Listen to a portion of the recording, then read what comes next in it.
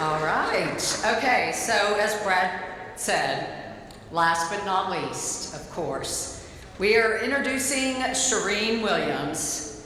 Clarence Hill, if you'll make your way up here.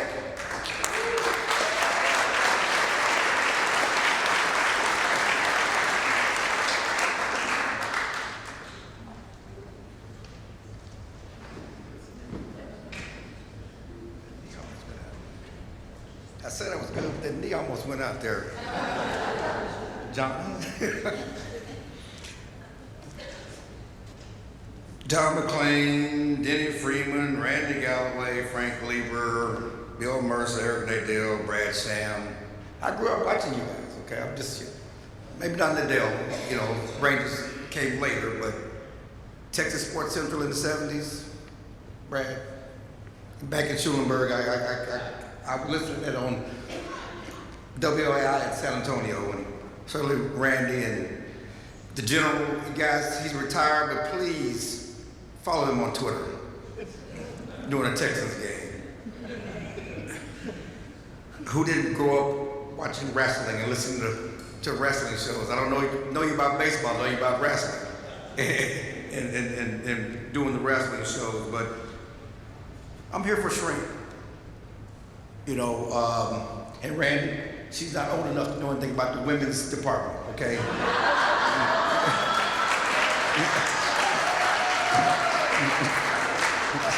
She was not around during the women's department of the newspaper,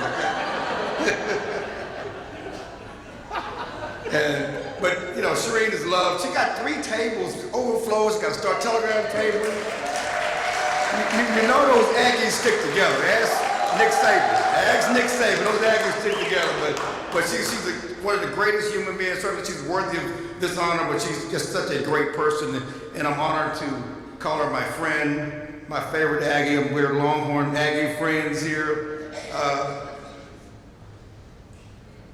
I came late because I have some family challenges, but I was not going to miss this for nothing in the world because of Charean. And I would had to be here for Charean. Certainly Randy and everybody else, but had to be here for Charean. You know, when people are pioneers, they don't set out to do that. Rosa Parks didn't set out to start a bus boycott. She just wanted to sit down. Okay? Charean just loved football and Roger Staubach, okay? That's how this thing started. But she's definitely a pioneer. You know, the first woman in the Pro Football Writers, president of the Pro Football Writers, first woman to become a Pro Football voter. She's a member of the Hall of Fame. Keep messing my. She's a member of the Hall of Fame selection committee for the contributors, and certainly she's a Pro Football Hall of Famer herself. You know, inducted in 2018 as the Bill Nunn Award winner by the Pro Football Writers Association in recognition of a long and distinguished career in reporting on pro football. That's the foundation over here today. I mean, she's covered everything, but she's Mother Football. I named her Mother Football. We were doing something one day, and I was talking about basketball, and she said, I don't care about that. I'm all football. I said, you're Mother Football. People tried to say that Randy named her Mother Football. I named her Mother Football. This is a blessing that was ordained on the playgrounds and schoolyards of Beaumont, Texas, years ago. It was initially rooted again in her love for the Dallas Cowboys and her dream of marrying legendary Hall of Fame quarterback Roger Staubach. Little did she know that Staubach was no Broadway Joe.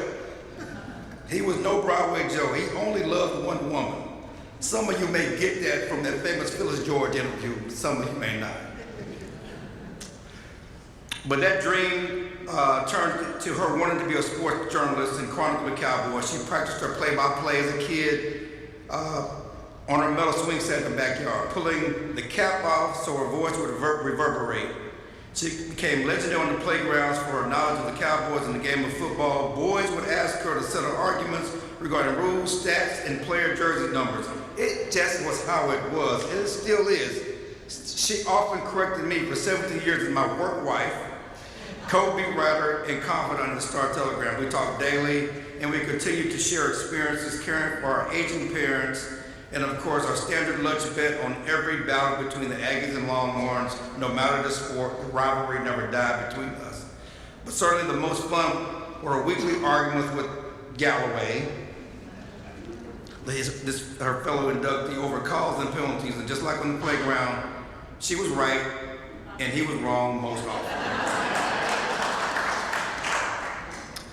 You know, as a kid, we wanted to marry Staubach. As an adult, she chronicled the careers of Troy Aikman, Tony Romo, Dak Prescott, and everyone now across the league with NBC's Pro Football Talk. It was simply nature taking its course. You know, sometimes dreams don't come out like you want them to be. They come out like they're supposed to be, and this was what was supposed to happen for Charean. You know, there were hardships and obstacles as the only female in the room, in the press box, or at dinner when guy talk often ruled the day. But Charean never felt out of place, and she was not out of place. And her presence was never forced. You know, she was not the girl, she was the sports writer. She was the one who knew more about the rules and what was going on than anybody else in the room. And again, it was not just about being a writer and telling stories, it was about her knowledge, information, and connections she made, as well as the confidence she showed and her fearlessness that know no gender. The biggest story we have is Charean telling Marion Barber, because he wouldn't talk to the media, that he was going to be fined $25,000, and she was in his face. Marion Barber was a Cowboys running back who didn't like to talk to the media and ducked and refused to do press conference. And you know, Charean, certainly as president of the Pro Football Writers Association and certainly a board member, was always the one who was making sure everybody, you know, spoke to media would be fine. And she went in his face, 2-5, 2-5, 2-5. You know, he was Marion the Barbarian. He was a barbaric running back, but she was unafraid. She was never afraid again. That's who Charean was. This did not start out as her trying to be a pioneer, but you know, no dirty little secret. She's the first woman media member in this Hall of Fame. Okay, she's the first female president of the Pro Football Writers Association, the first female in the Hall of Fame as the Bill Nunn Award winner. She's a pioneer, Hall of Famer, Aggie legend, of course. But again, that's how it started. She just loved football, and so it's my honor and pleasure to introduce to you my friend Charean Williams to Texas Sports Hall of Fame.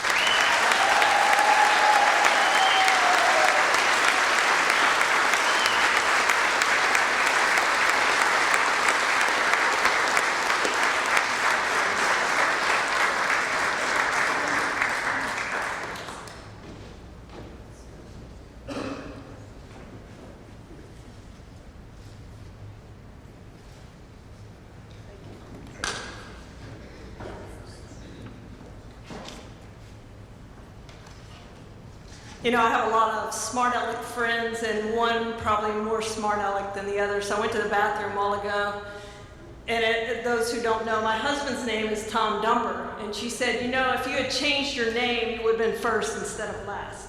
So, yeah, I would have been first instead of last. So, something to think about there.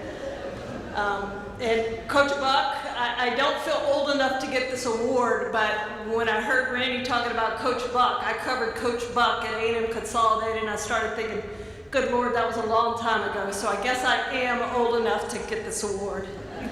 Howdy. Howdy. Once upon a time, that's how all fairy tales begin. Mine started in Beaumont, as Clarence said, where instead of glass slippers and poisoned apples, my heroes were those who wore silver and blue instead of ball gowns, and the only villains I cared about were those across the line from them. With the influence of my maternal grandmother, my Mamaw, as we called her, a shared love of the Cowboys came naturally and enthusiastically to me.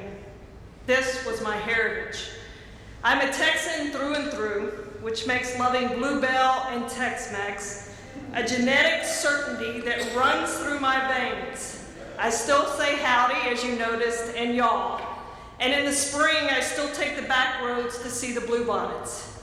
I've hunkered down through hurricanes and tornadoes, and I've sat outside in the humidity with more mosquitoes than people, thinking there's nowhere I'd rather be. I took school field trips to learn about Spindletop, and I revere Babe Didrikson Zaharias, the greatest athlete in state history, and that's not debatable.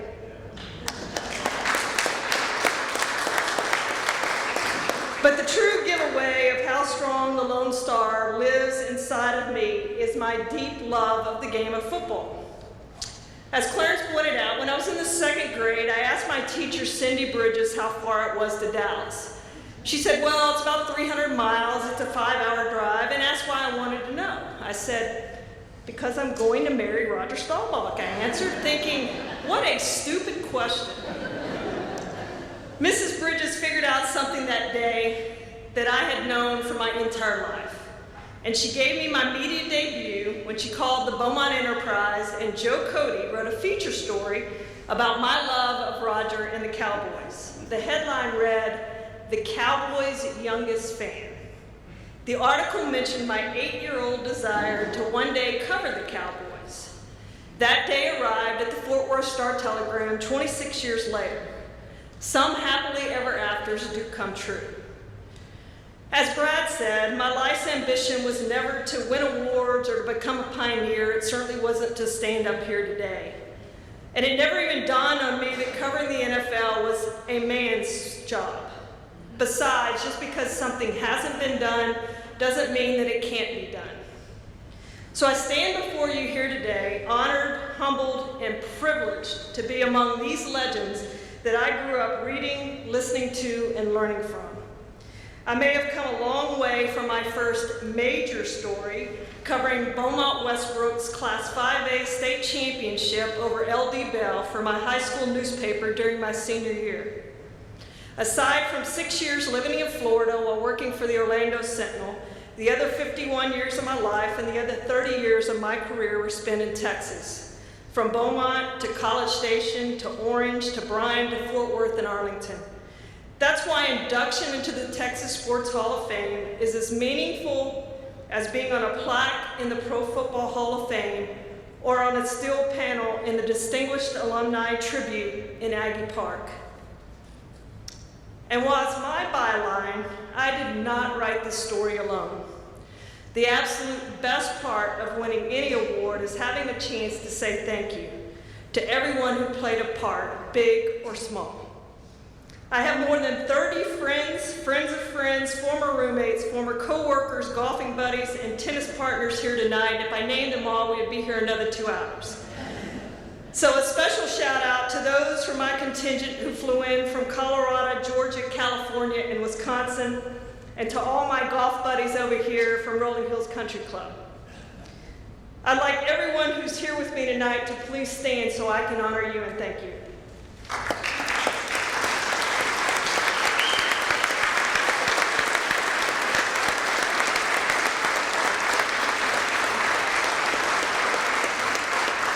I am truly grateful for your presence and for your support. Thank you really doesn't seem nearly enough words in 5 minutes or so, not nearly enough time, but thank you. Thank you to my parents, Charlie and Jean Williams, who drove me to Texas Stadium many times and waited in the parking lot as I got autographs from the players afterward. My mom's twin sister, Jane Kofeld, is here tonight. She shared in many of those memories. Thank you to my sister, Charlotte Holman, who was my first, second, third, fourth, fifth interview subject as I practiced my skills on her on my cassette tape recorder. I probably still have some of those if we can find somewhere to play it. Thank you to all my teammates and bosses at all the places I once worked, especially to John Curlow and Ken Surrey at the Orange Leader, Robert Cessna and Larry Bowen at the Bryan College Station Eagle, and David Humphrey, Celeste Williams, Randy Galloway, Jim Reeves, Mac Engel, Vicki Wasson, Stephen Stevenson, and Drew Davison at the Fort Worth Star-Telegram.